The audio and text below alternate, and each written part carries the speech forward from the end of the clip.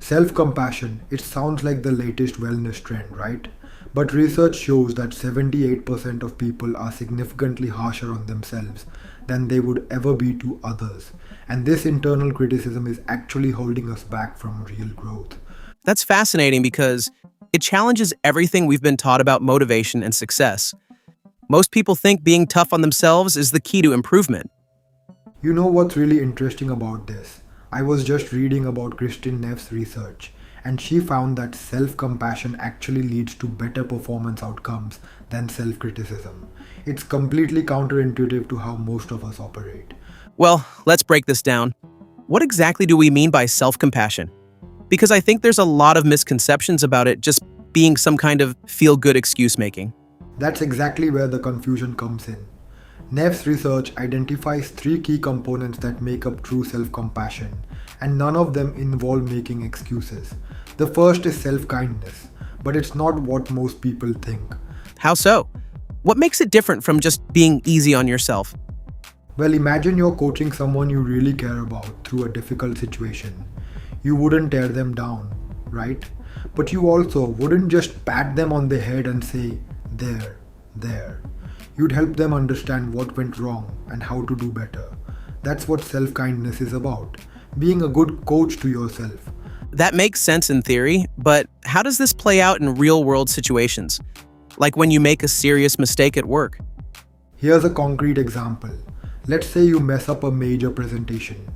Instead of going into that spiral of, I'm such an idiot, I'll never be good enough, self compassion would have you ask, what specifically went wrong here?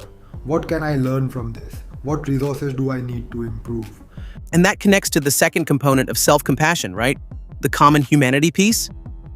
Exactly. And this is where it gets really interesting. Studies show that when we're going through difficult times, about 85% of people believe they're more alone in their struggles than they actually are. We have this tendency to think everyone else has it together, while we're the only ones messing up. That reminds me of something called the spotlight effect, where we massively overestimate how much attention others are paying to our mistakes. Oh, that's such a perfect connection. And it ties into the third component, mindfulness. But here's what's fascinating about mindfulness in this context. It's not just about being present, it's about maintaining a balanced awareness of our painful thoughts without suppressing them or getting completely consumed by them. So, how do people actually develop these skills? Because it seems like quite a shift from our usual patterns. The research shows several effective approaches. One study found that people who kept a self compassion journal for just 2 weeks showed a 43% increase in self compassion and a 27% decrease in anxiety. But here's the key, it's not just about writing down feelings, it's about approaching them with curiosity rather than judgment. That's quite a significant change in such a short time. What exactly are people writing about? They're specifically looking at situations where they felt they failed or weren't good enough, but analyzing them through these three lenses we discussed. And get this, researchers found that people who practice self compassion were actually more likely to take responsibility for their mistakes and make changes than those who were self critical. That really challenges the common belief that we need to be hard on ourselves to improve. It does. And here's another surprising finding. Self compassionate people are actually rated as more accountable and better leaders by their colleagues. They create what psychologists call psychological safety in their teams, which leads to more innovation and better problem solving. That makes me think about how this might impact workplace culture on a broader scale. Absolutely right. And the data backs this up.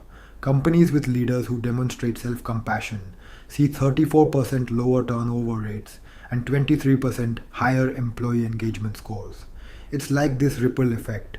When leaders model this behavior, it changes the entire organizational culture. These numbers are compelling, but what about the practical side? How do people start making this shift? The research suggests starting with what's called the self compassion break, a three-step process that takes just a few minutes. First, acknowledge the difficulty you're facing. Second, remind yourself that struggling is part of being human. And third, ask yourself what you need right now to support yourself through this. That sounds doable. Any other practical strategies that have shown good results? Yes, and this is fascinating.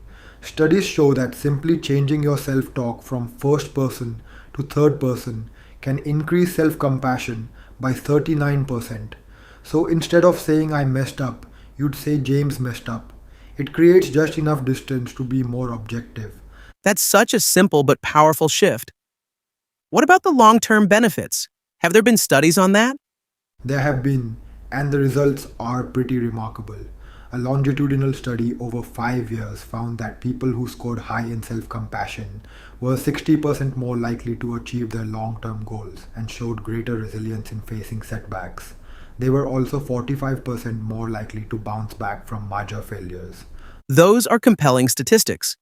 Any final thoughts on where someone should start with all this? The research suggests picking one area of your life to practice with first. Maybe it's work performance, or relationships, or health goals. Start there, and as you build the skill, it naturally extends to other areas. Remember, self compassion isn't about lowering standards, it's about finding a more effective way to meet them.